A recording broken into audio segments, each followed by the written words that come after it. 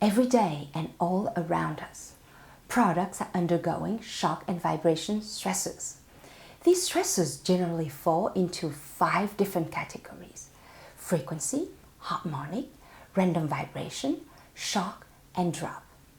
Let's look at what happens if we don't design for these stresses. Tacoma bridge, failure due to resonance.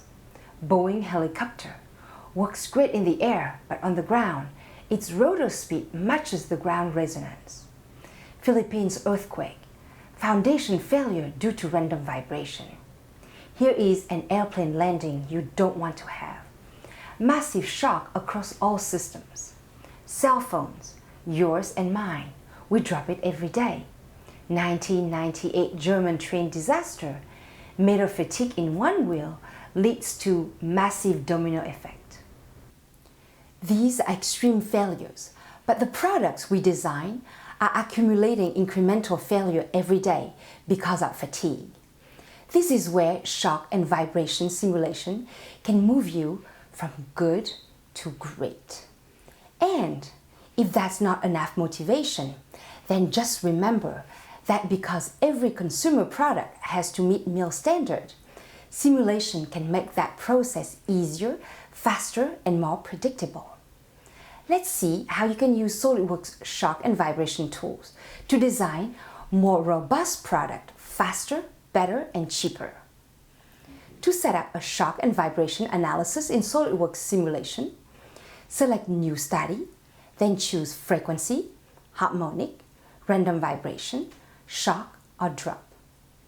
Frequency analysis is the most fundamental dynamic simulation. It is used to determine the natural frequencies and mode shapes of a structure and to avoid resonance, which can lead to failures like the Tacoma bridge. Here are the animated mode shapes of our smartphone and their corresponding natural frequencies. Let's talk about harmonic analysis. You should use harmonic analysis if your design includes rotating components. The object here is to make sure the rotating speed does not match the resonance of the supporting system. Our helicopter is a great example. If it was flying, it would not break up. But because it was connected to the ground and the rotational speed of the blades happened to match the resonance of the ground, catastrophic failure happened. This harmonic stress result as function of frequency shows which operating frequencies to stay away from to avoid resonance. When you think of random vibration analysis, just picture a car driving on a very rough road or the building falling in the Philippines earthquake. Every component of that car or building is being stressed by random vibration.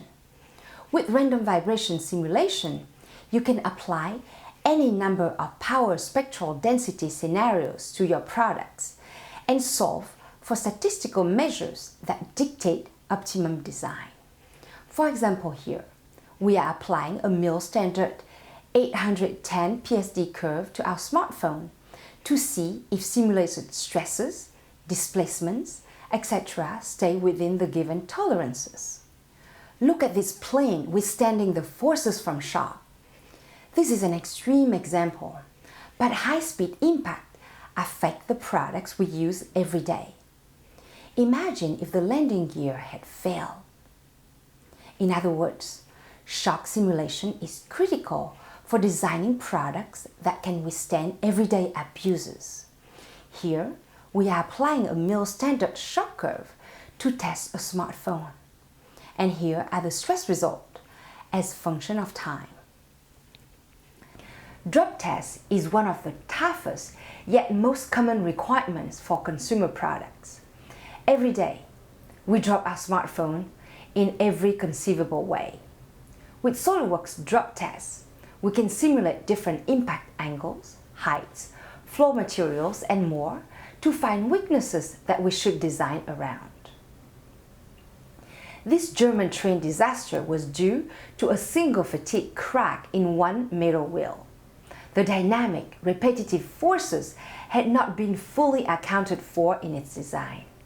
Vibration fatigue calculates the incremental failure being accumulated by everyday products.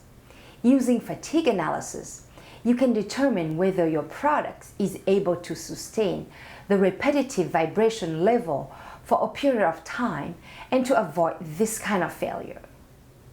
You have just seen how SOLIDWORKS shock and vibration tools can be used to design more robust products, faster, better, and cheaper.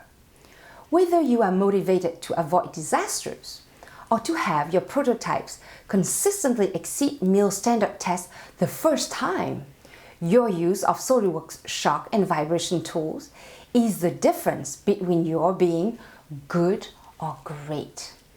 Historically, most engineers use only static analysis, which you probably know is available in SOLIDWORKS Premium. The shock and vibration tools we talk about today are available in SOLIDWORKS Simulation Premium. To find out how easy it is to use these shock and vibration tools for your next project, I recommend that you contact your value-added reseller today.